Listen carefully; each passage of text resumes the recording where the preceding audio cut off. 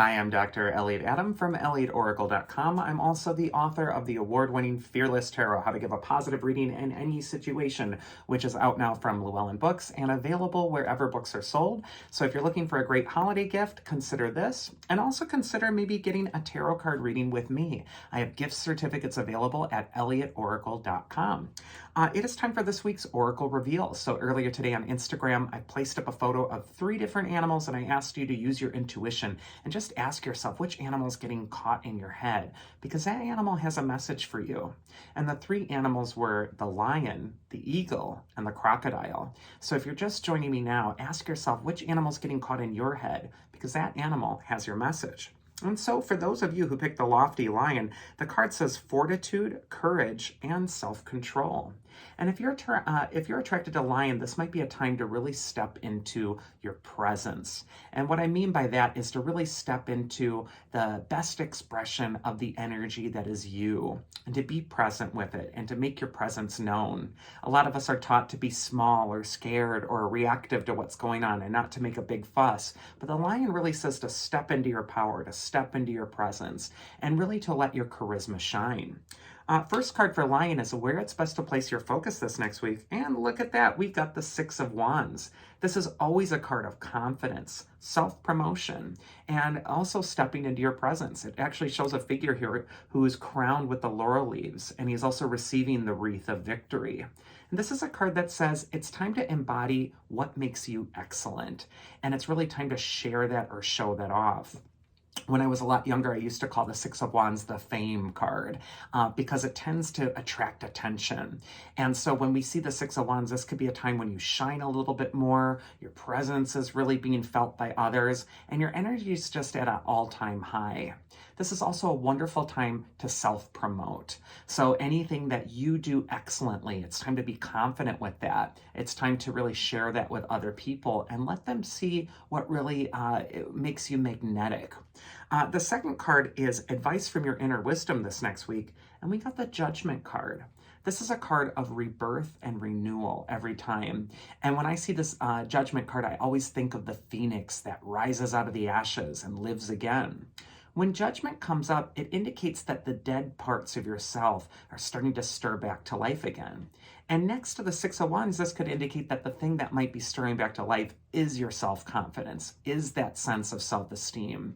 So I really think it's so important this next week to kindle that flame. The lion archetype this week has a lot of fiery energy around it, and I just kind of feel like this is a time of rebirth and renewal, and just reinventing yourself in some way and letting yourself live again. And then finally, the mythic archetype that will help the lion this next week is Hephaestus, the god of the forge or the fire. Hephaestus is also the god of work. He's the craftsman of the gods. He builds all their houses and makes all their jewelry. And so what I'm feeling for Lion is that it's time to really set apart yourself from other people, especially with the work that you do, the purpose that you have, or the talents that you bring. So I really think this is a great time to develop your talents, to work on them, and also to have them reawaken, especially during this next week. It's what's going to make you feel more confident, and it's also what's going to set you apart from others.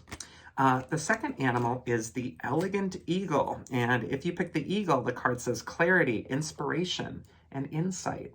An eagle is able to see things from the big picture. If the lion is the king of the beasts, the eagle is the king of the birds. And so this might be a time to really ascend, to circle over your life, and also to touch the face of spirit. This might be a time to really delve into a more expansive or even quote-unquote spiritual way of looking at things by placing things in their eternal context, not looking at it like the ant that's looking at the obstacle in front of it as this huge thing, but instead soaring above it like the eagle and placing everything in its context. Sometimes when we can take some distance, we can often see that we're exactly where we need to be at this time, and there isn't this pressure to get ahead. First card for the eagle is where it's best to place your focus, and we get the sun, the traditional best card in the deck. The sun indicates that a new day is dawning. This is a card of joy, renewal, and really, again, letting your spirit soar. Here we see cherubs on the sun card, but often we'll see like a baby on the sun card. And this can indicate really looking at life with the wonder of the eyes of a child.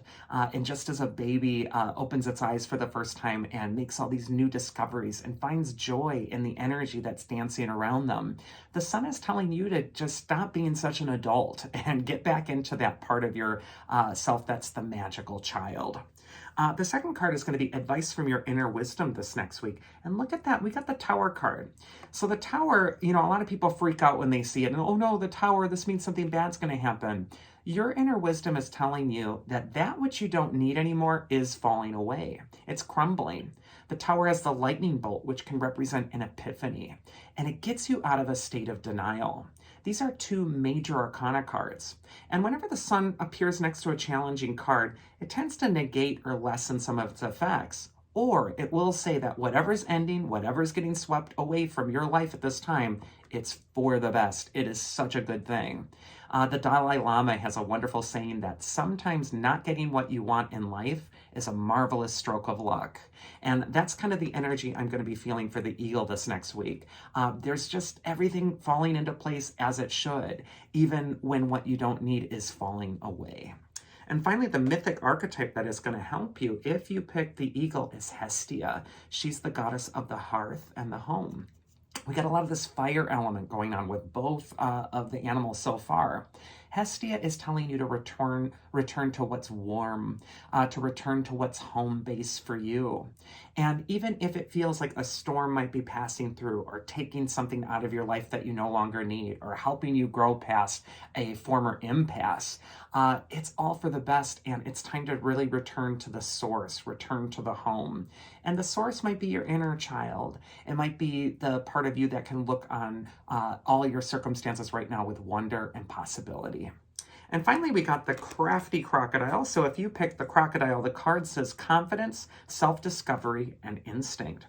And crocodiles are old animals. They've been around since the dinosaur times. So this could be a time of really trusting in your own history, your own wisdom, and also looking at a way to solve problems by kind of removing yourself from it. The crocodile also is able to put its eyes above the water as it kind of slurks towards its prey, if that's a word. And so the crocodile could indicate that it's time to keep your perspective just above your emotions and to not let your highs get too high or your lows get too low. First card for crocodiles is where it's best to place your focus, and we got the Page of Cups. And the Page of Cups has to do with inspiration, artistic ability, and also sensitivity. The Page of Cups has this little fish, which whispers the wisdom of the depth of the waters. And so I really think that this is going to be a time this next week where you want to delve into your deeper feelings or your emotions. And finally, pages will indicate new beginnings, a fresh start, and also beginning something anew. Page of Cups, for me, is just one of the most sensitive cards in the tarot, but also one of the most creative. So this could be a time to really channel your sensitivity toward accomplishing something. Second card is advice from your inner wisdom, and there's the Page of Pentacles, so 2 pages. So definitely that energy of youth, new beginning, something just starting is really going to be at play this next week for Crocodile.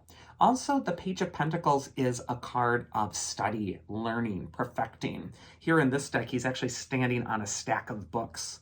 This could be a time to really study a creative project or really delve into something that makes your mind feel engaged and interested. This could also be a time to give birth to new conditions because we have the pages here. And again, borrowing from the Sun card, also add a little bit of playfulness and really kind of put that energy of the child into the work that you're trying to do this next week.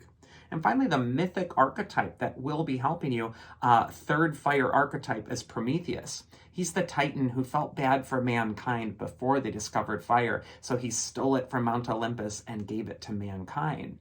And with that fire, they are able to warm their homes, and it led to technology and everything we have today, according to the Greek myth. This might be a time as well to really be of service to those who need help on your path this next week, and also bring them the light of illumination, especially through your creative gifts and your special knowledge. And that is this week's Oracle. I do hope you enjoyed it. And if you did, you can always check me out at elliotoracle.com for a reading. Otherwise, I hope you all have a wonderful and safe and happy week, and I'll see you again next time, so take care.